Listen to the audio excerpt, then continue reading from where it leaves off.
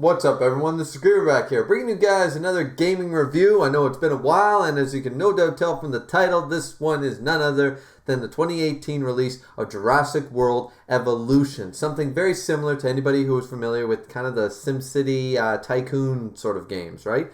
And I used to dabble in that a little bit when I was growing up as a kid and a teenager and stuff because, Windows 98 and stuff, there was SimCity, there was the, back in the day, long back in the day, in my day, there was back in Microsoft.com and you could download a free trial of some of these games, Age of Empires and all that stuff, right? So you could also download things like the dinosaur expansion of one of the Zoo Tycoon games and stuff like that. So it's something I dabbled with as a kid, but not a game series that I've followed, nothing that I've played for a very, very long time. But I'm familiar with the genre, and it's got similar elements to some RTS sort of style, just less of the, less of the combat-oriented stuff and more of the build up your profit and make your guests happy sort of side of things, right? But a similar concept, the RTS style with the overworld sort of looking down, picking stuff, buying upgrades, building buildings, right?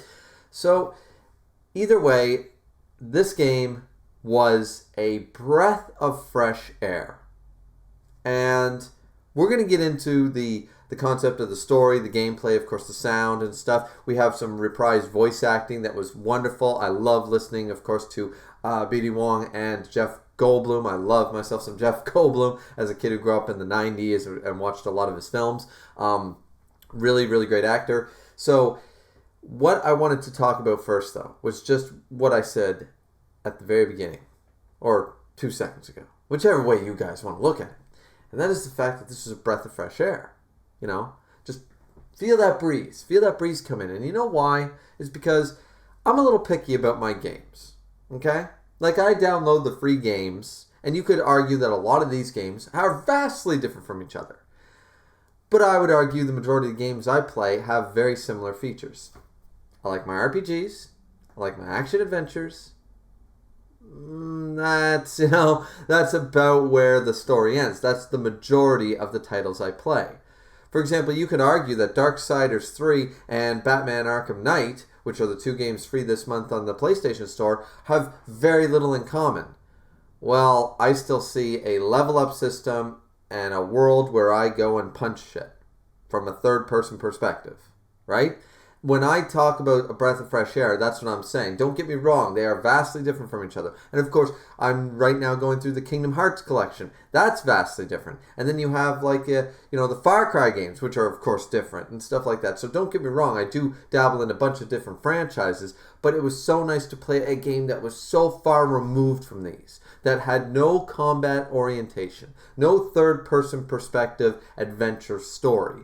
It was just something a little different. I think that's why sometimes I just take the things like Minecraft and stuff every once in a while just to go sit back and go, that's nice. That's a nice break. I'm still gaming. I'm still enjoying gaming, but it's different from the. I'm not a big shooter guy, but it's different from the turn-based combat or the RPG element adventure stories from the Diablos and as I said, the Far Cries and the Metal Gears and all these other franchises, right? So this to me was a nice break. And I'm really, really glad I did it. I'm really glad I played it. And I found myself enjoying it more because I love the Jurassic Park series. I actually enjoy every one of the 5 current movies that are out. I like 1, of course. 1 is the best. I like 2. I like 3. I like Jurassic World. And I even like Jurassic World Fallen Kingdom. I thought they were all good. Now, do I have my problems with each movie? Other than number 1? Yes, of course I do. But I still love the franchise as a whole. I love the characters and dinosaurs. Of course, what kid growing up didn't love dinosaurs? And I am one of the examples of that. I still love dinosaurs. So going into this, I sat down and I was watching. And don't get me wrong, I had some trouble at first. I got frustrated at the very beginning because I hadn't played a game like this in a very long time, as I said. And dabbling as a, 10, 12-year-old trying to figure out the original SimCity, not so much luck, right? So the whole power line thing and the whole figuring out how to connect the past and stuff for a while. And once again, these type of games are more suited to PC rather than console. So it took me a little while to figure out the things. I say that with all the confidence in the world. I did platinum it, so thank God for that, because it was a great game and I enjoyed playing it. But there was a bit of a learning curve. Where, as I said, my focus was on all these hack and slash, adventure, RPG focused games, though all vastly different in their own unique ways, were kind of under the same bubble. And I was jumping almost as far away from that bubble as you could without making this 2D, pretty much, right? So, for me, there was a bit of an hour or two learning curve to kind of really get the gist. I mean, you'll always have a learning curve with a new game. It's new mechanics, trying to understand the flow, the edge, that kind of stuff, right? But this one just took, I felt like, a little longer, and I got frustrated very easily when I was like, no, I'm doing what it says, but it's not letting me do it. And then I couldn't figure out why and stuff like that, right? So a little more of a learning curve, but really fun game. So the game basically has you on the 5 islands, the 5 deaths that we heard of course, the first time in the Lost World. You know, there was Site B and stuff, but they said these islands are known as the 5 deaths. So we got to play on all of them. And each island has its own unique idea. So this is basically, for anybody, once again, Zoo Tycoon, right? Think Zoo Tycoon. That's what this is. You build an amusement park, except we're building Jurassic Park. Dinosaurs, you hatch dinosaurs, you collect dinosaurs, you build the bigger, you hatch the bigger dinosaurs, right? And of course, there's different things. The dinosaurs, of course, you need to keep them happy so they don't break out. You have to cure diseases. You have, helicopters and ranger jeeps, and you don't want them to eat all the village, the tourists. And you also, of course, want to attract tourists. You also don't want them to eat each other because these guys are expensive. Trust me. So, and the whole focus of the game, or at least the focus for the trophies and stuff, is to get a 5-star rating. Both in dinosaurs and in attraction on each of the 5 islands, which some of it can be very complicated because each island has its own totally unique layout, and each island requires sort of different things and different things that will attract different people. So it's a lot to take in, and you can get a little overwhelmed at first, especially when you're trying to take care of so many dinosaurs and keep them all happy while moving them around and not, spending your money appropriately and all this stuff, right? I mean, by the end of the game, you'll be an expert, and you'll sit back and go, man, I can basically make this whatever I want. Right now, I could tear down a whole island and rebuild it from the ground up like it was nothing. That would be really easy. But for the most part, this gameplay, as I said, for anybody who's familiar with the Zoo Tycoon games, it's a business simulator game, right? You go through the game. You're building new equipment. You build new buildings. You have to power your buildings with different pathways. You need a pathway for your guests to get to, but you need to connect the path to allow the buildings to operate. Each building needs operation, and each building needs a certain amount of power. There are also weather effects that come into play on each different island. You have tornadoes, hurricanes, weather storms and stuff that they will damage buildings, and they could damage fences potentially, and that's how you get a T-Rex stomping around eating people. Or they could also damage your amount of power to your building, so you can't access certain controls and stuff, right? So there's a very unique element in that. And then you have, of course, you have to hatch your dinosaurs. You build a cage, you have an incubation center, and you start hatching dinosaurs. The fun thing is how you collect these dinosaurs. I find this very interesting. Same with research. You have research center and how to collect different dinosaurs. And I played with a few patches. I didn't buy any of the downloadable stuff, but there were some updates with some of the new ones from Fallen Kingdom, like the Insoraptor, the Indominaraptor, the Indoraptor, whatever it was called. That's in the game and stuff like that, right? Along with the Indominus Rex and things like that. So, but collecting these are going to take a lot, and they're also going to take a lot of money. It's going to take time and patience. You go basically around the world to different, very popular paleontology sites around the world, and you send a dig team there. Everything's time-based. So, like, it's 3 minutes. Of course, you can upgrade all this. You can have more dig teams, less time, more profit, all that. And they dig up a bunch of bones. When you find a bone, you basically have to extract it, like they showed in the original. And this is what I love. It's connecting back to Jurassic Park. And we have Jeff Goldblum, and as I said, BD1. Chris Pratt, I don't think he reprised his role necessarily, but I didn't hear some of the lines from that, so there is that. You get Bryce Howland, the woman who plays Claire. She, of course, reprises her role as well. You get these different voice actors, and they all need different things. You have missions.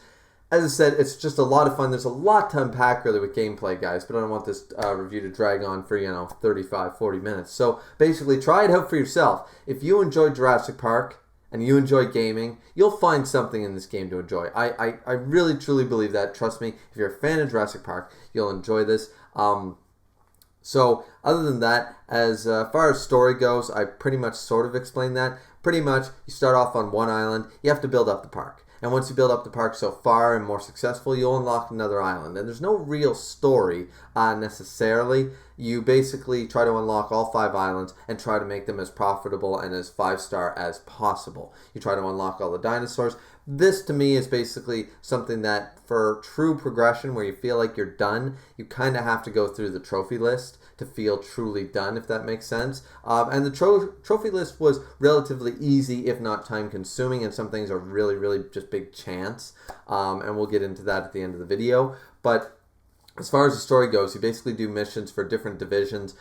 There's the tourist division, the research division, and the security division. And each one has different missions, like sell two dinosaurs of a different breed, hatch a dinosaur with a certain trait, because you can gene splice and change. This is the really fun part. You unlock the Triceratops, but you can research different patterns and stuff, like, a really cool, like, stripe pattern sort of on the Triceratops and stuff, or really, like, black and brown Triceratops and stuff, right? And you can do this to a multitude of different dinosaurs. There's over like 45, 50 different dinosaurs to unlock, which is a big, big number. Trust me, you ain't going to have room for all of them, because I swear there was still 3 or 4 missing from one of my trophies that I never even hatched by the time I was done all 5 islands and all the other trophies. So trust me, you won't run out of dinosaurs to pick from. Now, that's not to say they have everybody's favorites. They don't have any of the sea dinosaurs. I think that's a big missing thing. There might be in, I never really played the challenge mode, and not that I think that was included, but I also didn't download the downloadable content for the game that you have to pay for. I never paid for any of that, so potentially when you create water and landscape your park, maybe you could unlock some of the more undersea, a megalodon or a plesiosaur or something like that. I'm not fully aware if you can or you can't. But that was one thing that I kind of noticed near the end of the game was missing. You couldn't have any of the actual undersea or water, fossil dinosaurs sort of idea. That being said, though, that's not really, that's more of a nitpick. Once again, the game was really good. But as I said, as far as story, you do these missions, you try to attract different people, you try to raise your rates, you try to create different, easier transport, better food, more attractions, bigger, badder dinosaurs,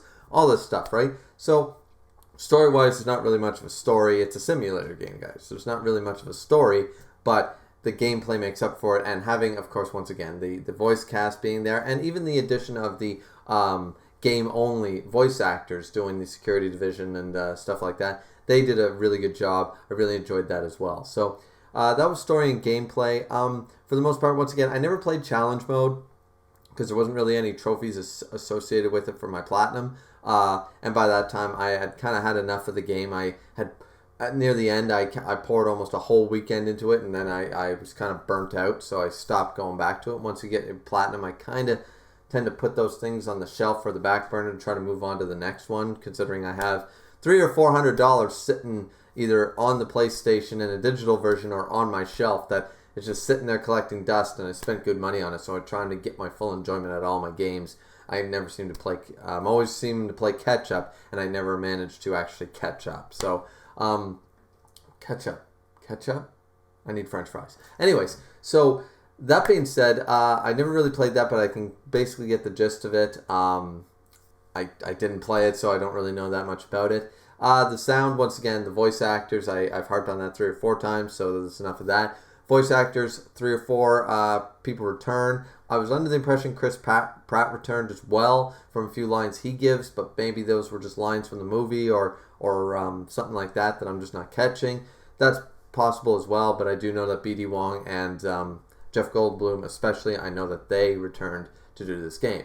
And the sound is all good, all the dinosaurs, very classic Spinosaurus roar, the Tyrannosaurus roar, of course, Velociraptors with their chirping and stuff, and I'm not even going to pretend I know how to make those sounds, but all of these very, very classic. And the different stuff, even though there should have been in the gameplay section, it's really, really unique because the Tyrannosaur likes to be by himself. You need to build bigger paddocks for the bigger dinosaurs who need more room to run around, and some of them aren't packed. You can get 8 velociraptors in a small cage, and they're content, they're happy, they're fine. You put one T-Rex, you put more than one T-Rex in a huge cage, takes up half the island, it's going to fight something. It's going to, like, the super predators, the mega predators, they love isolation. All of them. The Indoraptor, the Indominus Rex, the Spinosaurus, the T-Rex, all these creatures, they don't want nothing to do with anybody else. The super predators want to be by themselves. So, just those little tweaks and little unique elements to each one. And, you have to keep their food and how much forest and how much wetland and all this stuff. Just really, really unique. It's kind of like taking care of, like some of those mini games like the Chow from Sonic Adventure, or sometimes like Animal Crossing, like a villager. Like there's needs and wants and stuff, and it's a little more in-depth in some areas, but it's simplified, so you don't need to be too concerned with it either. So yeah, and as I said, the sound, the music's there that we all love. And see, maybe for me, it's just because I don't think this game is fantastic. I don't think it's a 10 out of 10 perfect game or anything. But my 10-year-old self watching Jurassic Park, or even younger, loves this. And it's same with just I think a lot of other people. Is that if you don't like dinosaurs and you don't like Jurassic Park, this probably isn't the game for you, because you're not going to get the same enjoyment out of it. But there's nothing like, saving up your cash in this game, unlocking the Tyrannosaur, and releasing your first Tyrannosaur, into the park, and just watching him stomp out and do his famous roar. That's an awesome moment. And trust me, it doesn't really get tiring. I think I hatched like 10 or 12 across the game, along with a bunch of other dinosaurs, and it was still pretty awesome to, have the super black dinosaur with the red, Tyrannosaur with the red eyes, and it comes stomping out and stuff, right? It didn't get old, put it that way, guys. But once again, if you don't like Jurassic Park, probably ain't the game for you, because that's where they're bringing a lot of the novelty and the nostalgia from, is that you got to be a Jurassic Park fan pretty much to enjoy this game. If you're a huge fan of Zoo Tycoon, I'm sure you'll like it too, but you probably won't get the same enjoyment if you're not a fan of Jurassic Park. This should all go without saying, of course. But yeah, I just say that because of the music and all that stuff. So, yeah, I guess that's kind of it. I guess it did fairly well. It did above mediocre. It got pretty good scores as far as I know on the Mega Critics and all that stuff. It got 7 out of 10s and a couple of 8s and stuff like that. A few 6s. That kind of idea, depending on the format. Some people do stars, some people do out of 100, some people do out of 10, out of 5. It didn't exactly score like 9s and 9.5s or anything, but I think the score is fair. I think it's average. There were some issues with the game, and some of it, at the end of the day, you're basically doing the same thing over and over and over on each island, though each island is a little unique. They aren't so vastly unique from each other that by the end of the game, you can basically switch to any island, you can have any dinosaur, you can build any building. So really the uniqueness of each island is just made for a new challenge when you first unlock it. It's a new challenge to get it up and running and go against the different challenges they pose to you. After that point, the islands all basically blend together and become the same. So, there are ways to make this game better. But I think it's a fair score. I would give it roughly the same. I'd give it a 7.5, 8 out of 10 for me. Pure enjoyment. I bump it up to that 8 easily for the enjoyment that I haven't played a Jurassic Park game in a very long time, and I really enjoyed that. I don't know why they don't make a adventure style Jurassic Park game that's really good and hits on all cylinders sort of idea. I feel like it'd be easy, but what do I know? And as far as the trophy list goes, once again, trophy list was relatively easy, time-consuming, and some of it's just based on luck. Some of it just takes time and luck. You can put in all the effort you want. The 5-star ratings especially, sometimes you'll be sitting there at that 4.5-star rating, and no matter what you do, I one time I think I spent 3 hours trying to bump that up. No matter what I did, nothing changed. turned the game off, walked away, turned it back on. The next day, was just screwing around with something else, and boom, I had the 5-star rating for no good reason, right? So some of it's just luck-based. You just have to get people in the right mood, and it's the RNG, when it's on your side sort of idea. That also applies to some of the other, in my opinion, the stupid trophies. Thankfully, no real multiplayer trophies or anything like that to get in the way. But there was some trophies about taking pictures with the Jeep. The problem with that is that some of them especially are very specific, like a Tyrannosaur eating a Galadam minus, right, from the first movie. I understand. That's classic. However, you drive the Jeep. You have to drive the Jeep manually, stay there, and basically wait for the Tyrannosaur. And I waited for, I think, an hour and a half. I had 20 Galaminuses in a small cage with one T-Rex. Small enough, just big enough, though, that the Tyrannosaur didn't get really pissed off and break the gate open, or break the fence. But starved him to the point that he would try to eat the Galaminuses. The thing is that you basically have to either let your park go to shit while you're trying to do this, which is why it was one of the last trophies I did, because that's what I had to end up doing. I had to starve some other dinosaurs, let other dinosaurs roam free, let, tourists get eaten, and all that other stuff, because you need to sit there in that Jeep in manual mode, and you can't do anything else while you're in that Jeep manual mode. The problem is, if you exit the Jeep, and you try to do overworld stuff, the Jeep starts to drive away from the site. Meanwhile, the Tyrannosaur has eaten the Gallimimus, and now you're back to square one in that little few seconds that you jumped away. And then you drive the Jeep back really quick, as fast as you can. So maintaining a park and getting some of these trophies, was very, very difficult. Some of them were easy. Enticing a T-Rex and a Spino to fight, that was pretty easy. But some of them, the Gallimimus one especially, were very, very difficult, I found. Some of the weird ones with the Jeep, it was mostly the Jeep. Doing the ones with the Jeep and the helicopter, some of them were a bit of a pain in the ass, to be honest with you. But yeah, that's basically it, guys. So the trophy list, I got a platinum. Relatively good, 20, 30 hours, you should nab it. It's not that difficult. As I said, time consuming and RNG has to be on your side. You might be able to do it in under 20 hours if you have really good RNG, or if you're more used to these style of games, where, as I said, I wasn't. But yeah, let me know what you guys thought about the game in the comment section down below. Like, comment, and subscribe if you want to see more gaming reviews. I'll produce them anyways, but it's always nice to hear feedback from you guys. Hit that bell notification if you want to see more of my content and when it's available right away, of course. This has been Griever with your gaming review for Jurassic World Evolution, and we'll see you back here next time, guys. Peace.